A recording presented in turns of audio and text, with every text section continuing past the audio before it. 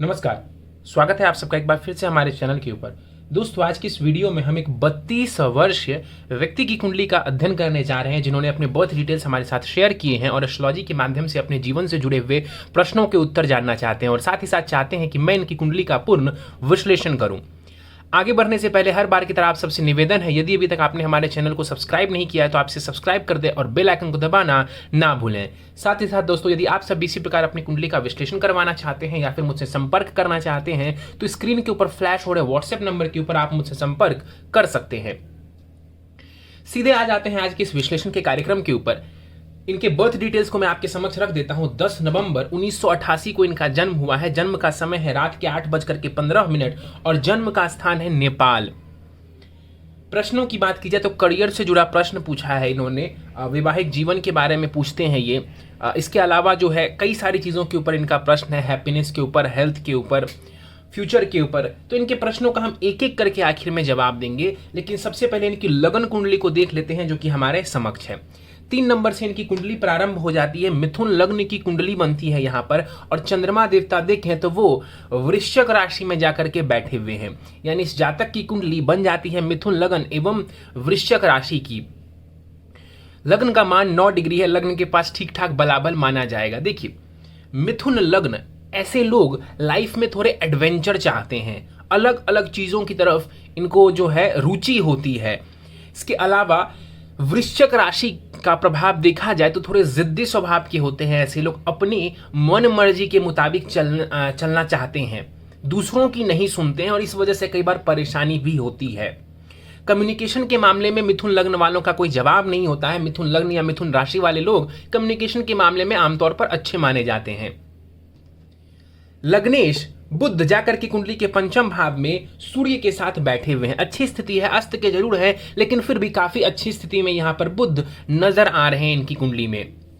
एक एक करके हम ग्रहों को समझते हैं। देखिए, तीसरे खाने में यहां पर केतु बैठा हुआ है। तीसरे भाव में मैंने कई बार कहा है कि राहु केतु जैसे ग्रह अच्छे परिणाम देते हुए देखे गए हैं। अब यहां पर केतु तीसरे भाव में बैठा है सूर्य की राशि में और सूर्य को देखे तो वो सूर्य नीच की राशि में जाकर के बैठे हुए हैं।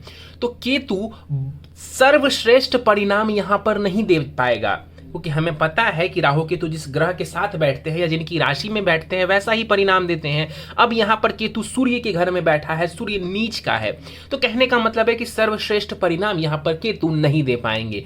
लेकिन फिर भी यहां पर साहस पराक्रम के लिए, मेहनत के लिए केतु का बैठना बढ़िया माना जाएगा। जातक चाहे तो अपनी मेहनत से, अपने मेहनत के बलबूते चीजों को हासिल करेगा। छोटे भाई अथवा बहन के साथ संबंधों का ध्यान रखना चाहिए, नहीं तो संबंध खराब होने के योग बहुत ज्यादा यहां पर नजर आ रहे हैं। छोटी मोटी यात्राओं में कई बार नुकसान की स्थिति देखने को मिल सकती है। आगे बढ़ते हैं, कुंडली के चौथे खाने को देखते हैं। शुक्र यहां पर बैठे हुए हैं पंचमेश और द्वादशेश हैं शुक्र, यानी कि एक कारक ग्रह माने जाएंगे। मिथुन लग्न की कुंडली में यदि एक ग्रह चुनना हो जो काफी कारक है बुध के अलावा, चूंकि बुध लग्नेश होते हैं तो वो तो निश्चित ही कारक होंगे, उसके बाद यहां पर शुक्र का नंबर आ जाता है। चौथे खाने में शुक्र बैठे हुए हैं, दिग्बल प्राप्त होता है यहां पर शुक्र को। लेकिन ध्यान से देखिए इस शुक्र को, ये शुक्र अपनी नीच की राशि में बैठा हुआ है और मंगल एवं शनि से दृष्ट है। शनि की 10वीं दृष्टि और मंगल की 7वीं दृष्टि शुक्र के ऊपर पड़ रही है, जो कि बढ़िया नहीं माना जाएगा। गुरु की दृष्टि भी है, गुरु की 5वीं दृष्टि यहां पर पड़ रही है शुक्र के ऊपर, लेकिन फिर भी मुझे नजर आ रहा है जहां तक कि ये शुक्र नीच का है और 2 पापी ग्रहों से दृष्ट है। इस वजह से ये वैवाहिक जीवन के लिए बहुत अच्छा नहीं कहा जाएगा और घर में परेशानी आ सकती है, लड़ाई झगड़े और आपस में मतभेद हो सकता है। इससे बचने की जरूरत है। शुक्र की यहां पर नीचता भंग हो रही है। क्यों नीचता भंग हो रही है? क्योंकि चंद्रमा से गुरु केंद्र में मौजूद है। देखिए, गुरु की राशि में शुक्र उच्च का होता है और गुरु चंद्रमा से केंद्र में बैठा हुआ है। इस सूत्र को लगाने के बाद शुक्र की नीचता भंग हो जाएगी, लेकिन उससे कोई बहुत ज्यादा फर्क नहीं पड़ेगा और जातक को चाहिए कि वो अपने स्वभाव का, अपने विचारों का ध्यान रखे। अन्यथा यहां पर शनि एवं मंगल की दृष्टि जो कि शुक्र के ऊपर पड़ रही है, खास करके जो मंगल की दृष्टि शुक्र के ऊपर पड़ रही है, ये मैरिटल लाइफ के लिए अच्छा नहीं माना जा सकता है। आगे बढ़ जाते हैं, कुंडली के पंचम खाने को देख लेते हैं। पंचम भाव, यहां पर बुध एवं सूर्य बैठे हुए हैं पंचम भाव में। पंचम भाव शिक्षा, संतान और प्रेम संबंध का माना जाता है। यहां पर 2 ग्रह बैठे हुए हैं, इनकी अच्छी स्थिति है, बुधादित्य योग भी है।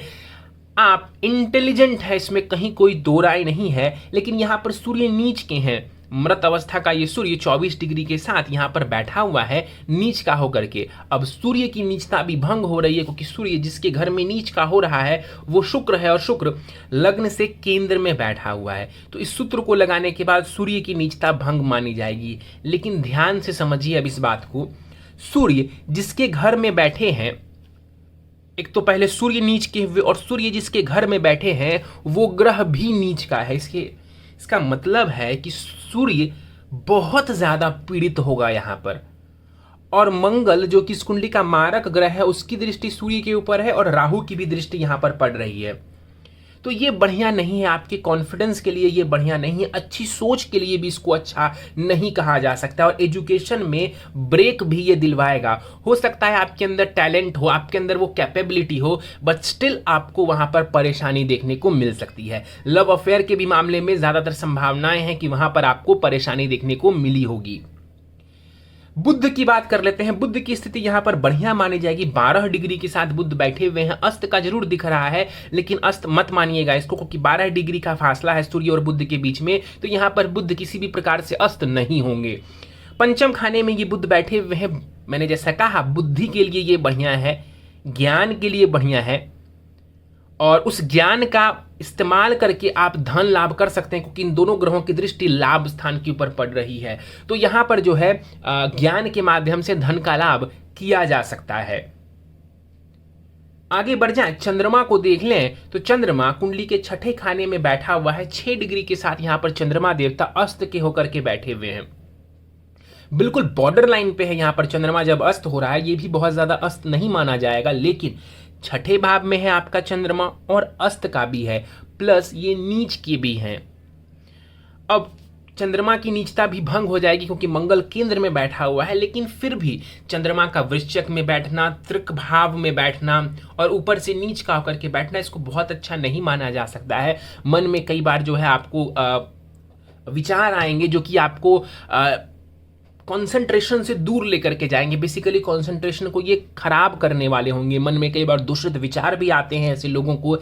एक जो सेविंग फैक्टर नजर आ रहा है वो है गुरु की दृष्टि। गुरु की दृष्टि यहाँ पर जो चंद्रमा के ऊपर पड़ रही है, बहुत हद तक ये गुरु कोशिश करेंगे कि ये आपके मन को कंट्रोल करें, आपके मन में शुद्ध विचारों को, अच्छे विचारों को ये डालें।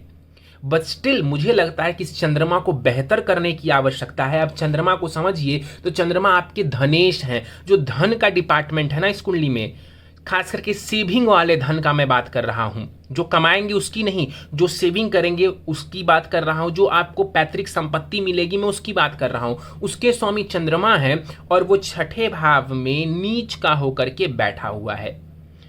अपनी सेविंग्स का इस्तेमाल बहुत सोच समझ करके करें। अपने जो पैतृक संपत्ति आपको मिली या घर वालों से जो भी पैसा आपको मिला या मिलता है, उसका आप बहुत सोच समझ के खर्च करें। उसको गलत दिशा में मत लगाइए।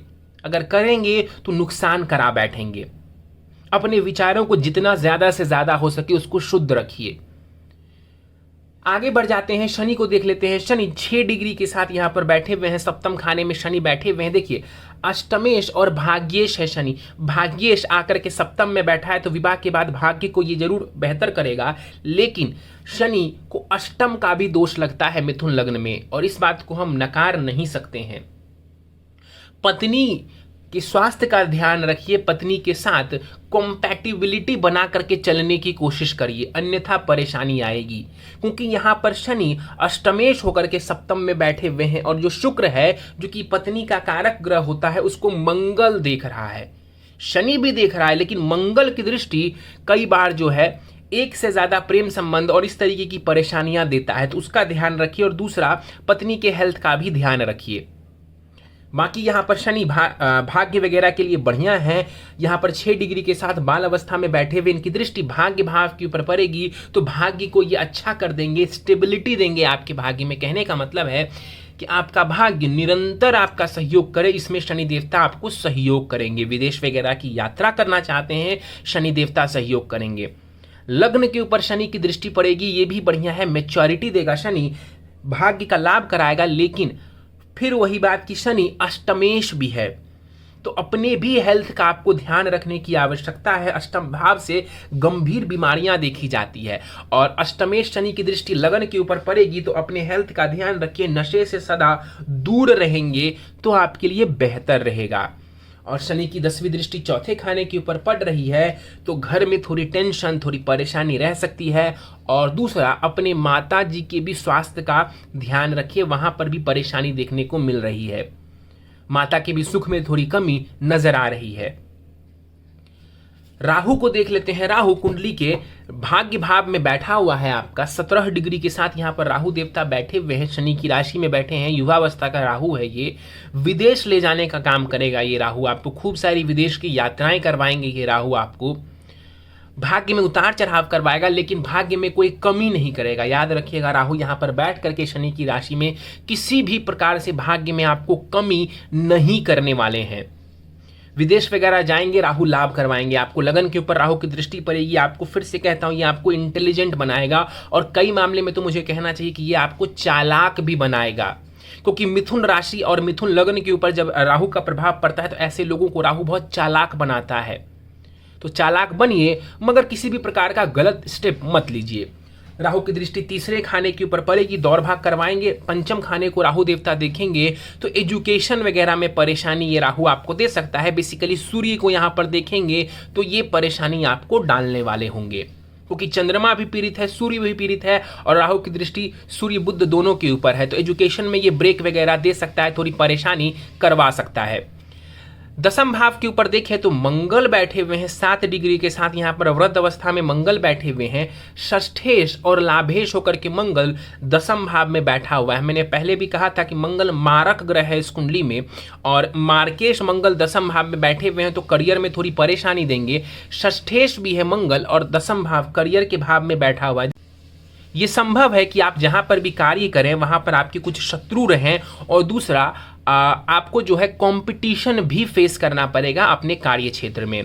तो यहाँ पर मंगल की स्थिति जो है वो थोड़ी क्रिटिकल बनाती है आपके करियर को, तो इसका आपको ध्यान रखने की आवश्यकता है।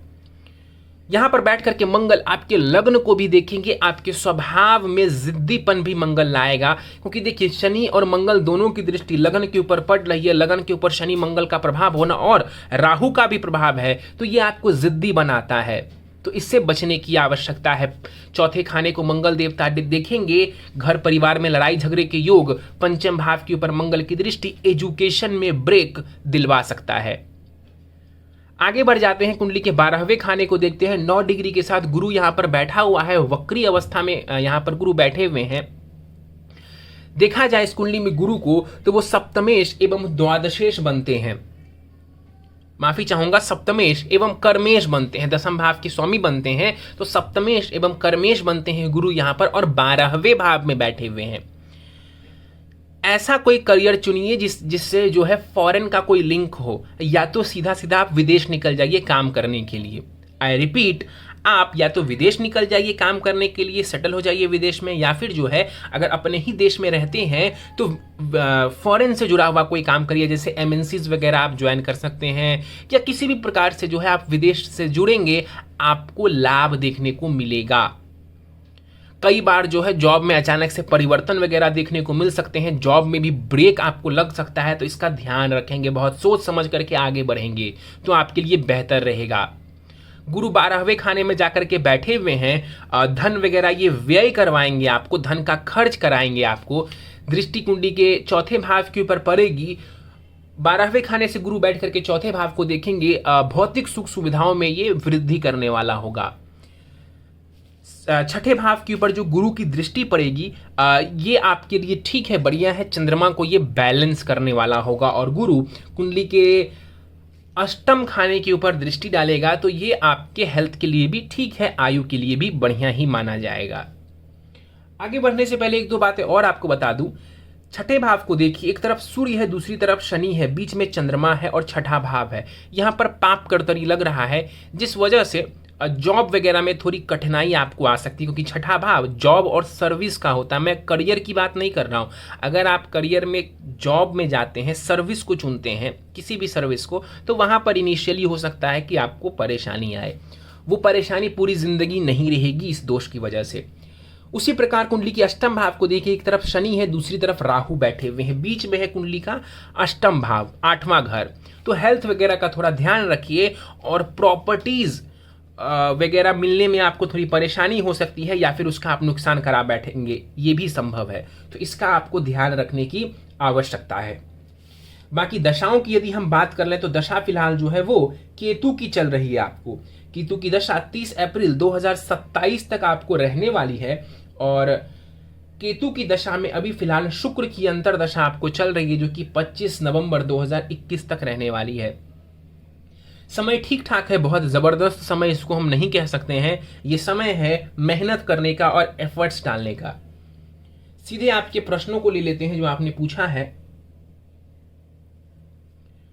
ओवरऑल लाइफ प्रिडिक्शन वो मैंने आपको कर ही दिया। हेल्थ, वेल्थ और पर्सनल ग्रोथ के बारे में जानना चाहते हैं, हेल्थ का ध्यान रखिए, नशे से दूर रहिए, और कहीं ना कहीं अपने खान पान का भी ध्यान रखिए। खान पान गलत रखेंगे, नशे के चक्कर में पड़ेंगे, स्वास्थ्य की परेशानी आएगी। क्यों आएगी मैंने आपको बता दिया है, अष्टम भाव में परेशानी है। इसके अलावा जो शनि है, मंगल है, इसकी दृष्टि लगन के ऊपर है, ये हेल्थ के लिए बहुत अच्छा नहीं कहा जा सकता। पैसे के लिए मैं कह सकता हूं आपको कि आपके अर्निंग में ज़्यादा कोई परेशानी नहीं है, मेहनत करने की बस ज़रूरत है। मेहनत करेंगे तो अर्निंग आएगी।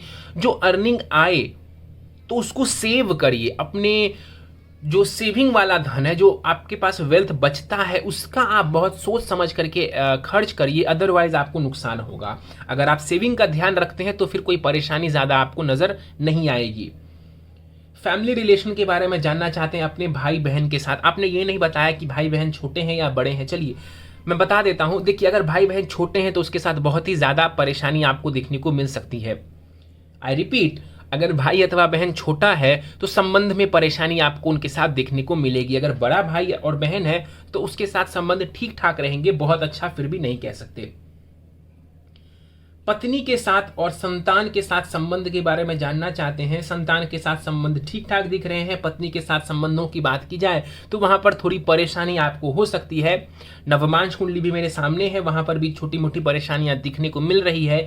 यानी कि आपके घर में थोड़ी कलह की स्थिति हो किसी कारणवश, ये नजर आ रहा है। अष्टमेश शनि सप्तम में बैठे हुए हैं, जैसा मैंने कहा, ये भी कहीं ना कहीं एक एड ऑन फैक्टर बनता है। तो पत्नी के साथ सामंजस्य बिठा करके चलने की कोशिश करें। अगर ऐसा नहीं करेंगे तो ज्यादा परेशानी आएगी, क्योंकि देखिए सप्तमेश गुरु 12वें भाव में बैठा हुआ है, षडाष्टक दोष बना रहा है, शत्रु की राशि में बैठा हुआ है, वक्री होकर के बैठा हुआ है। अष्टमेश शनि सप्तम भाव में बैठे हुए हैं, और कारक जो शुक्र है ना, वो शनि एवं मंगल से दृष्ट है। तो ये जो 2-3 फैक्टर्स है ना, ये तीनों ही फैक्टर्स अगेंस्ट जा रहे हैं, इस बात को दर्शा रहे हैं कि थोड़ी परेशानी आ सकती है। कैसे इसको ठीक करेंगे? सबसे बेहतर है अपने नेचर के ऊपर ध्यान दीजिए, सामंजस्य बिठा करके चलने की कोशिश करिए। मुझे लगता है कि चीजें बहुत खराब कभी नहीं होंगी। अफेयर्स के बारे में आपने पूछा है, अबाउट माय अफेयर्स। आप याद करिए, मैंने आपको कहा था जब शुक्र के ऊपर मंगल की दृष्टि पड़ती है तो वहां पर जो इस तरीके की योग बन जाते हैं कि जातक प्रेम संबंधों के पीछे पड़े, या अफेयर, एक्स्ट्रा मैरिटल अफेयर, या इस तरफ ज्यादा संभावनाएं बन जाती है। आपकी कुंडली में भी ये संभावना पूर्ण रूप से बनी हुई है। ऐसा करेंगे तो परेशानी और ज्यादा बढ़ जाएगी। सेटलमेंट विथ माई जॉब्स आपने ये पूछा है, और आपने क्लियर नहीं किया कि आप एक्चुअली में क्या जानना चाह रहे हैं। सेटलमेंट विथ माई जॉब्स आपने लिखा है, शायद आप जॉब के बारे में और गहराई से जानना चाह रहे हैं। देखिए, इंजीनियरिंग क्षेत्र आपके लिए बढ़िया है, या किसी भी प्रकार से टेक्निकल वर्क आपके लिए बढ़िया है। आप चाहें तो उसमें जा सकते हैं, आपको लाभ देखने को मिल जाएगा। जहां तक सेटलमेंट के समय की बात है, अभी थोड़ा संघर्ष करना पड़ेगा, अभी संघर्ष करेंगे। डेफिनेटली शुक्र की जो दशा आएगी वहां पर आपको लाभ मिलेगा। अब आप कहेंगे कि शुक्र तो मेरा नीच का है। डेफिनेटली शुक्र नीच का है, इसका मतलब ये होगा कि आपको शुक्र की दशा आते ही सब कुछ नहीं मिल जाएगी। आपको परिश्रम करना पड़ेगा, परिश्रम जारी रखना पड़ेगा। अगर ऐसा करेंगे तो शुक्र की दशा निश्चित ही आपको लाभ देने वाली है। इसके बाद आपने पूछा है कि जमीन कब लूं और घर कब बनाऊं या घर कब खरीदूं। आपने ये पूछा। देखिए, अभी छोटे मोटे योग तो चल रहे हैं, बट अभी थोड़ा रुक जाइए, शुक्र की दशा में ही लीजिए। ज़्यादा बेहतर रहेगा। अगर फिर भी अगर सब कुछ अवेलेबल है तो अभी भी योग चल रहा है, योग नहीं चल रहा है ऐसा नहीं है। शुक्र की अंतर्दशा जब तक चल रही है तब तक योग बना हुआ है, लेकिन फिर भी शुक्र की महादशा में आपके पास कई सारी ऐसी अपॉर्चुनिटीज आएंगी। तो अभी भी अगर आपके पास धन वगैरह है इकट्ठा, आप कहीं इन्वेस्ट करना चाहते हैं, घर लेना चाहते हैं, आप ले सकते हैं, लेकिन बहुत जद्दोजहद करके लेने के लिए मैं अभी आपको नहीं कहूंगा। फ्रेंड्स के साथ रिलेशन की बात करते हैं, ठीक ठाक नजर आ रहा है। कॉलीग्स के साथ रिलेशन ठीक ठाक नजर आ रहा है, बहुत खराब नहीं कह सकते हैं, अच्छा रिलेशन नजर आ रहा है। पॉलिटिशियन बनने के योग के बारे में आप जानना चाहते हैं, देखिए आप जा तो सकते हैं लेकिन बहुत बड़ी सफलता के योग नहीं है। आई रिपीट, आप जा सकते हैं इस क्षेत्र में, जुड़ सकते हैं इस क्षेत्र से, कांटेक्ट बना सकते हैं इस क्षेत्र में, नेताओं के साथ संबंध रख सकते हैं, लेकिन एज अ पर्सनल आप अगर पूछेंगे कि मैं कितना एज अ पॉलिटिशियन सक्सेसफुल हो सकता हूं, उसकी संभावना थोड़ी सी कम नजर आती है। यहां पर सक्सेस के बारे में जानना चाहते हैं, गोल्डन टाइम कब आएगा लाइफ में, शुक्र की दशा में काफी स्थिति बेहतर नजर आ रही है। फिर से कहता हूं, शुक्र नीच का है, मेहनत करने की जरूरत पड़ेगी। स्टार्टिंग जो है वो आपकी स्लो हो, ये भी संभव है, बट लेटर ऑन चीजें काफी बेहतर होती चली जाएंगी आपके लिए। इवन जो केतु की दशा है, ये मत समझिए कि केतु की दशा को पूर्ण रूप से खराब करना है, 2027 तक कुछ नहीं कर सकते हैं। मैंने आपको कहा कि केतु आपका अच्छे भाव में बैठा हुआ है, बस परेशानी ये है कि जिसके घर में वो बैठा है वो ग्रह नीच का है, यानी सूर्य नीच के हैं। बट स्टिल मैं आपको ये बोलूंगा, आप मेहनत करते हैं, केतु की दशा भी आपके लिए काफी बढ़िया है। इवन नवमांश कुंडली में भी केतु दशम में बैठा हुआ है, केतु की दशा कोई बहुत खराब नहीं है आपके लिए, आप मेहनत करिए। मेनली केतु बैठा ही है एफर्ट्स के भाव में। मैंने देखा है कि जिन लोगों का राहु केतु तीसरे में बैठता है, ऐसे लोग मेहनत करके टॉप पर पहुंचते हैं। बैठे बिठाए इनको शायद नहीं मिलता है, बट मेहनत के माध्यम से ऐसे लोग जीरो से हीरो बनते हैं। तो अगर आप भी लाइफ में कुछ बड़ा करना चाहते हैं तो मेहनत करिए, और आप मेहनत करेंगे तो आपका भाग्य दोगुना आपको सपोर्ट करेगा। ये भी मैं आपको कह देता हूं, कई सारे लोगों को मैं कहता हूं कि आप मेहनत के ऊपर विश्वास कर रखिए, आपका भाग्य सहयोग नहीं करेगा, लेकिन मैं आपको कहता हूं अगर आप मेहनत करेंगे तो भाग्य भी आपको दोगुना सपोर्ट करेगा, क्योंकि कहीं से भी आपका भाग्य में कोई कमी नहीं है। शनि देवता की स्थिति अच्छी है, राहु देवता की स्थिति बढ़िया है कुंडली में, शनि का इन्फ्लुएंस है नवम भाव के ऊपर, तो भाग्य भी सहयोग करने को तैयार है। तो मेहनत करिए, एफर्ट्स लगाइए, करियर में अच्छी सफलता मिलेगी आपको। फॉरेन सेटलमेंट के बारे में आप जानना चाहते हैं, डेफिनेटली आप विदेश से जुड़ सकते हैं, विदेश जाना चाहते हैं, विदेश जा सकते हैं। इन फ्यूचर जहां तक मैं देख पा रहा हूं, विदेश जाकर के संपत्ति वगैरह भी आप खरीद सकते हैं। कैरेक्टर के बारे में जानना चाहते हैं, मंगल की दृष्टि जब शुक्र के ऊपर पड़ती है तो कई बार चारित्रिक दोष उत्पन्न हो जाता है, लेकिन यदि आप खुद को संभाल करके रखते हैं तो कई सारी परेशानियों से बच जाएंगे। और हाँ, गुरु भी आपका वक्री है। मैंने बार बार कहा है कि गुरु जिसका वक्री होता है, ऐसे लोग ट्रेडिशंस को आमतौर पर नहीं मानते हैं बहुत ज्यादा। खुशियों के बारे में इन्होंने पूछा है, हैप्पीनेस के बारे में संभावना बनती है, लेकिन मंगल और शनि की वजह से विलंब आएगा, कई बार उसमें कठिनाई आएगी, कई बार घर परिवार में कलह की स्थिति भी देखने को मिलेगी। करियर ऑक्यूपेशन मैंने आपको बता दिया कि टेक्निकल क्षेत्र किसी भी प्रकार से आपके लिए बेहतर नजर आ रहा है मुझे, टेक्निकल क्षेत्र में जाने की कोशिश करें। हालांकि आपने बताया नहीं है कि आपने किस फील्ड में शिक्षा ग्रहण की है, आप किस फील्ड में जॉब चाह रहे हैं, आपने कहीं भी जिक्र नहीं किया है, बट जहां तक मैं देख पा रहा हूं आपके लिए टेक्निकल फील्ड ठीक रहेगा, बढ़िया रहेगा। स्वास्थ्य के बारे में फिर से पूछते हैं, स्वास्थ्य के लिए मैंने आपको समझा दिया है पहले ही। एजुकेशन के बारे में जानना चाहते हैं, एजुकेशन में ब्रेक लगने की संभावना है। पंचम भाव से हम शिक्षा को देखते हैं, बुद्धिमत्ता को भी देखते हैं, और यहाँ पर राहु और मंगल का इन्फ्लुएंस होने की वजह से और इस भाव के स्वामी शुक्र के नीच के होने की वजह से ऐसा संभव है कि थोड़ी परेशानी या एक दो बार ब्रेक आपकी एजुकेशन में लगा होगा, लेकिन आप इंटेलिजेंट हैं, इसमें कहीं कोई दो राय नहीं है। बुद्ध की स्थिति बढ़िया है, पंचम में बैठा हुआ है, आप इंटेलिजेंट जरूर हैं, और अगर आप मेहनत करते हैं, अपने इंटेलिजेंट होने का इस्तेमाल करते हैं, यकीन मानिए बहुत तरक्की करेंगे आप। चलिए, हॉबीज वगैरह के बारे में इन्होंने पूछा है। म्यूजिक से या आर्ट से खुद को जोड़ सकते हैं, वहां पर भी आपको लाभ देखने को मिल जाएगा एज अ हॉबी। उपाय पर जाने से पहले नवमांश को देख लेते हैं। नवमांश कुंडली आपकी 9 नंबर से प्रारंभ होती है, यानी कि धनु लगन की बन जाती है वहां पर, और वहां पर देखा जाए तो ग्रहों की स्थिति इस बात को दर्शा रही है कि थोड़ी सी परेशानी मैरिटल लाइफ में आपको देखने को मिल सकती है, बट इसका ये कतई मतलब नहीं है कि विवाह टूट जाएगा, मैं ये कहना चाह रहा हूँ। मैं बस ये कहना चाह रहा हूँ कि थोड़ी बहुत परेशानी नज़र आ रही है। इस वजह से आपको बहुत सोच समझ करके लाइफ में डिसीजन लेना चाहिए, अपने व्यवहार का आपको ध्यान रखना चाहिए, क्योंकि वहां पर जो सप्तमेश है बुध वो षडाष्टक दोष बना रहे हैं। गुरु जो कि इस कुंडली के सप्तमेश है वो राहु के साथ वहां पर बैठे हुए हैं। तो जो आपने एक अफेयर वाली लाइन लिखी थी वो संभव नजर आ रही है और उसकी वजह से परेशानी भी देखने को आपको मिल सकती है। लेकिन अगर आप ध्यान रखते हैं इन चीज़ों का, ऐसा कुछ नहीं करते हैं, तो आपकी मैरिटल लाइफ अच्छी भी जाएगी। चंद्रमा दोनों ही कुंडली में कमज़ोर है, सूर्य दोनों ही कुंडली में कमज़ोर है। वहाँ चंद्रमा केतु के साथ और सूर्य शनि के साथ बैठे हुए हैं। तो सूर्य एवं चंद्रमा की स्थिति आपकी कुंडली में बहुत गड़बड़ है।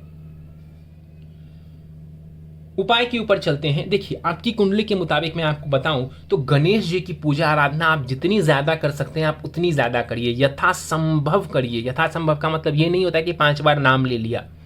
यथासंभव का मतलब होता है आप 3 माला, 5 माला, 10 माला रोज करेंगे। ओम गम गणपतये नमः, इस मंत्र को पकड़ लीजिए, जिंदगी भर करिए। 3 माला कम से कम नित्य करिए। ओम गम गणपतये नमः, इस मंत्र का 3 माला नित्य करिए, बहुत लाभ मिलेगा। बुधवार को मंदिर जाइए, गणेश जी को दूर्वा घास अर्पित करिए, मोदक लड्डू चढ़ाइए, बहुत लाभ मिलेगा। सूर्य को जल दीजिए सुबह में नित्य। हर सोमवार शिवलिंग के ऊपर जल एवं दूध चढ़ाइए ओम नमः शिवाय कहते हुए। बहुत जरूरी है आपके लिए कि आप अपने सूर्य एवं चंद्रमा को भी बेहतर करें। और आखिरी उपाय है दुर्गा कवच एवं हनुमान चालीसा पढ़िए। दुर्गा कवच एवं हनुमान चालीसा का पाठ ये भी आपको नित्य करना चाहिए। इससे भी आपकी स्थिति बेहतर होगी और ग्रहों की जो परेशानियां हैं वो बहुत हद तक दूर हो जाएंगी। चलिए, तो दोस्तों ये था इस 32 वर्ष व्यक्ति की कुंडली का विश्लेषण। मुझे उम्मीद है कि आपको हमारा कुंडली विश्लेषण का यह कार्यक्रम पसंद आया होगा। यदि कार्यक्रम पसंद आया तो आप इसे लाइक करें, शेयर करें। अभी तक आपने हमारे चैनल को सब्सक्राइब नहीं किया है तो आप प्लीज इसे सब्सक्राइब कर दें और बेल आइकन को दबाना ना भूलें। साथ ही साथ दोस्तों, यदि आप सभी इसी प्रकार अपनी कुंडली का विश्लेषण करवाना चाहते हैं या फिर मुझसे संपर्क करना चाहते हैं तो स्क्रीन के ऊपर फ्लैश हो रहे व्हाट्सएप नंबर के ऊपर आप मुझसे संपर्क कर सकते हैं। और ज्यादा जानकारी के लिए आप नीचे डिस्क्रिप्शन बॉक्स को भी चेक कर सकते हैं। इस वीडियो में फिलहाल इतना ही दोस्तों। आप सभी का बहुत बहुत धन्यवाद।